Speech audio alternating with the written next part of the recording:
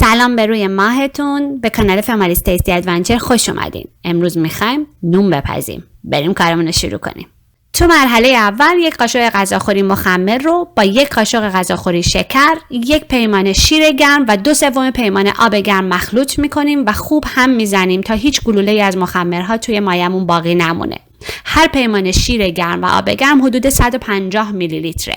بعد روی کاسه رو با یک پارچه تمیز میپوشونیم و حدود 10 دقیقه صبر میکنیم تا از اکتیو شدن مخمرمون مطمئن بشیم. وقتی مخمرمون پف کرد، سایزش 2 برابر شد یا از اون بوی الکل به مشام میرسید، یعنی مخمر سالمه و الان نوبت اضافه کردن 3 قاشق غذاخوری روغنه.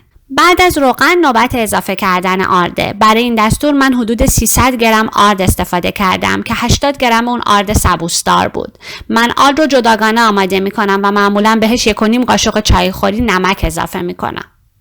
آردی رو که آماده کردیم کم کم به مایمون اضافه میکنیم و شروع میکنیم با قاشق هم زدن. وقتی که هم زدن با قاشق سخت شد، کم کم نوبت ورز دادن خمیر با دسته. خمیری که ما داریم یک خمیر نرم و لطیفه که به دست میچسبه. در حین اینکه کم کم اضافه کردن آرد مهمه، میزان آردی که برای یک خمیر نون استفاده میشه هم باید کنترل شده باشه. اگه بخوایم نون لطیفی به دست بیاریم، خمیرمون هم باید نرم و لطیف و کشدار باشه. این نکته خیلی مهمه.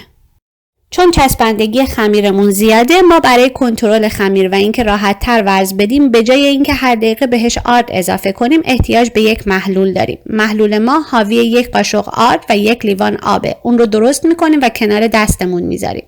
هر بار که میخوایم خمیر رو باهاش ورز بدیم، قبلش دستمون رو در این محلول خیس میکنیم. با این روش آردی که برای نون استفاده میکنیم کنترل میشه و نونی که به دست میاریم یک نون لطیفه که خیلی زود هم بیات نمیشه.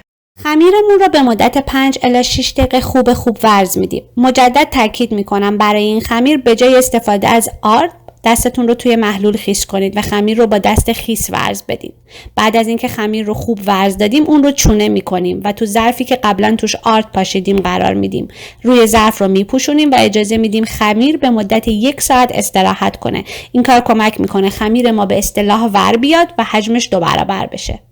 بعد از حدود 1 ساعت خمیر ما حجیم شده و الان وقتشه که وارد مرحله فرمگیری بشه.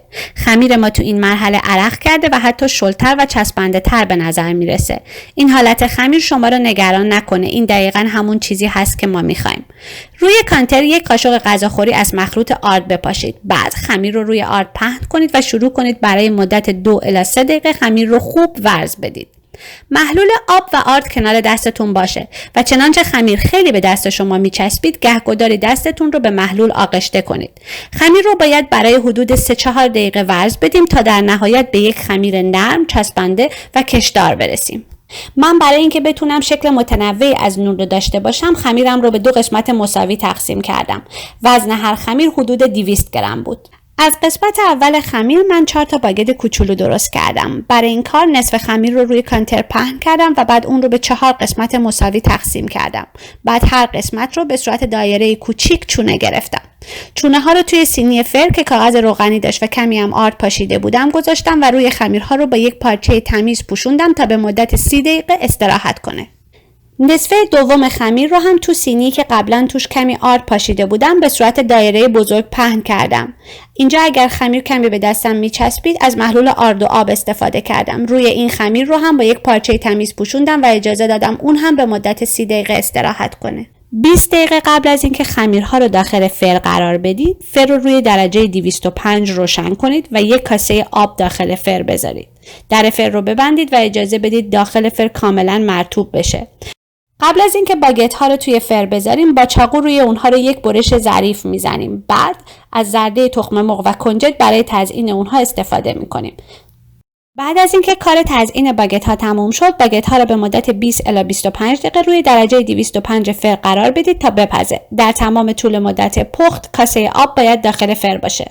تو مدتی که باگت ها توی فر هستش، نوبت طرح زدن روی نون گردمونه. برای این کار من از روش سنتی استفاده کردم و دستم رو توی محلول آب و آرد میزدم و طرحی رو که میخواستم روی نون ایجاد میکردم. بعد روی نون رو با زرده تخم مرغ پوشوندم و روش کنجد، سیاه دونه و کمی زیره ریختم. روش پخت نون گردمون هم دقیقاً مثل روش پخت باگت ها هستش. بعد از اینکه نون ها رو از فر در آوردید، اجازه بدید که به مدت 10 دقیقه زیر یک پارچه تمیز استراحت کنه. این کار کمک میکنه که نون شما نرم‌تر بشه.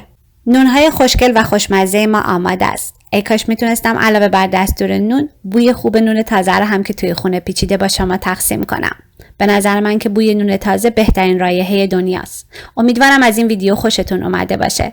تا ویدیوهای بعدی، خدا نگهدار.